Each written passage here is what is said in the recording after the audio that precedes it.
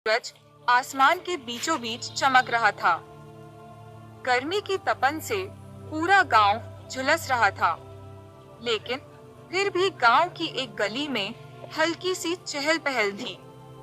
वहीं एक छोटी सी लड़की मिट्टी से खेलती नजर आई। उसका नाम था राधा। 10 साल की इस लड़की की आंखों में उत्सुकता थी और चेहरे पर हमेशा एक प्यारी सी मुस्कान।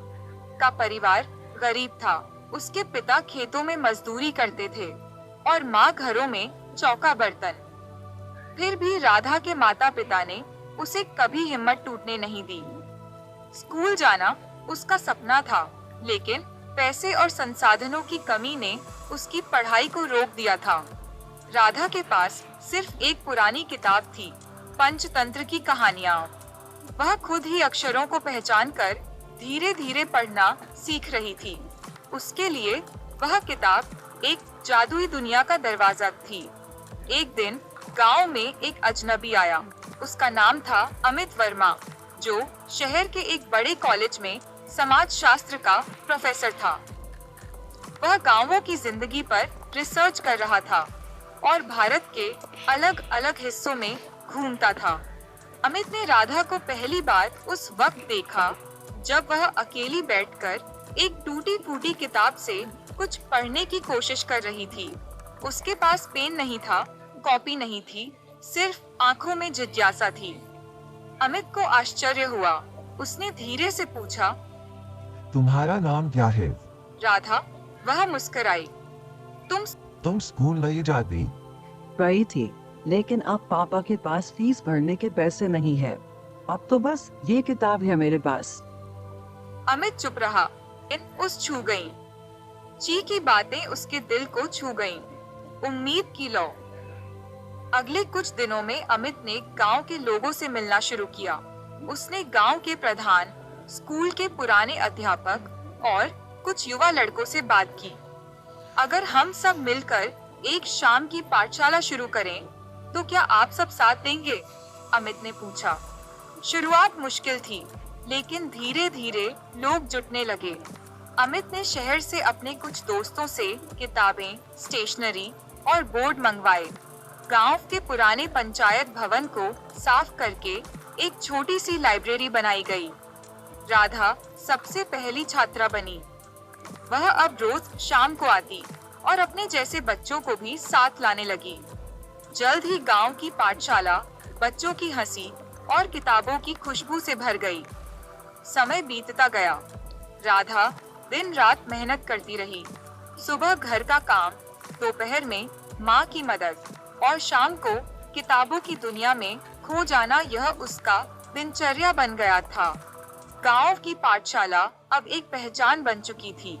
अमित ने एक स्थानीय एनजीओ से संपर्क कर बच्चों की स्कॉलरशिप के लिए पहल की। राधा को भी स्कॉलरशिप मिली और उसने पास के सरकारी स्कूल में दाखिला ले लिया। राधा की मेहनत रंग लाई। उसने 10वीं कक्षा में पूरे जिले में टॉप किया। अब से 5 साल बाद गांव में एक विशेष समारोह रखा गया था। गांव की पहली लड़की राधा अब शहर के एक बड़े विश्वविद्यालय में पढ़ रही थी और बच्चों को पढ़ाने के लिए गांव में लौटी थी। स्टेज पर राधा खड़ी थी और सामने बैठा था वही व्यक्ति जिसने उसकी दुनिया बदली थी, अमित सर। राधा की आंखों में आंसू थे। सर, आपने जो मेरे लिए किया उसे मैं कभी भूल नहीं सकती। अगर आपने मेरी बात उस दिन नहीं सुनी होती तो शायद मैं आज इस मंच पर नहीं होती। अमित मुस्कुराया और बोला, राधा, मैंने सिर्फ एक बीज बोया था। पौधा तो तुमने खुद सींचा है और आज ये पेड़ बन गया है।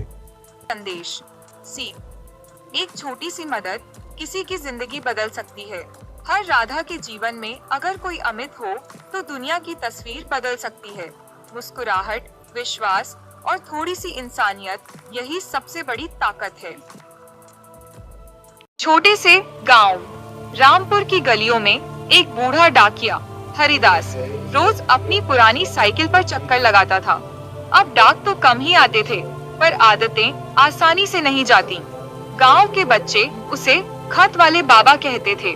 उसकी आंखों में एक अजीब सी चमक थी, जैसे हर खत में किसी की उम्मीद, किसी की खुशी और किसी का इंतजार छुपा हो। हरिदास के पास भी एक खत था, बहुत पुराना, पीला पड़ा हुआ, किनारे फटे हुए, पर उसने उसे कभी किसी को नहीं दिया। वह रोज उसे पढ़ता, संभालता और फिर अपनी जेब में रख लेता। लोग कहते थे कि ये खत उसकी बीवी लता का था, जो 20 साल पहले उसे छोड़कर शहर चली गई थी। एक दिन गांव में एक अनजान औरत आई, उम्र 40 के करीब, सादा कपड़े, आंखों में गहराई। वह सीधा पंचायत घर गई और पूछा, हरिदास डाकिया कहाँ मिलेगा? गांव वाले चौंके। इतने सालों बाद किसी ने उसका नाम इतने अपनापन से लिया था। जब वह औरत हरिदास के पास पहुंची, तो वह मंदिर के बाहर बैठा चाय पी रहा था। औरत ने धीमे स्वर में कहा, क्या आप हरिदास हैं? हरिदास ने सिर उठाया और उसे देखकर उसकी आंखें भर आईं। लता, वह बस इतना ही कह सका। लता ने झिझकते हुए कहा, मैं जानती हूँ, मैंने बहुत देर कर दी, पर मैं हर रोज तुम्हारा खत पढ़ती रही। उस दिन जो तुमने लिखा था, अगर लौट आओ तो वही दरवाजा खुला मिलेगा। मैंने सोचा, आज देख ही लूं क्या वो दरवाजा अब भी खुला है। हरिदास ने अपनी जेब से वही पुराना खत निकाला और मुस्कुराते हुए बोला, मैंने ये हर दिन पढ़ा है और दरवाजा कभी बंद नहीं किया। गांव के लोग खड़े देख रहे थे, पर किसी ने कुछ नहीं कहा। दो बूढ़े दिल फिर से मिल रहे थे और शायद ये मिलन किसी नई शुरुआत का संकेत था। उस दिन पहली बार हरिदास ने वो खत किसी को सौंपा, लता को।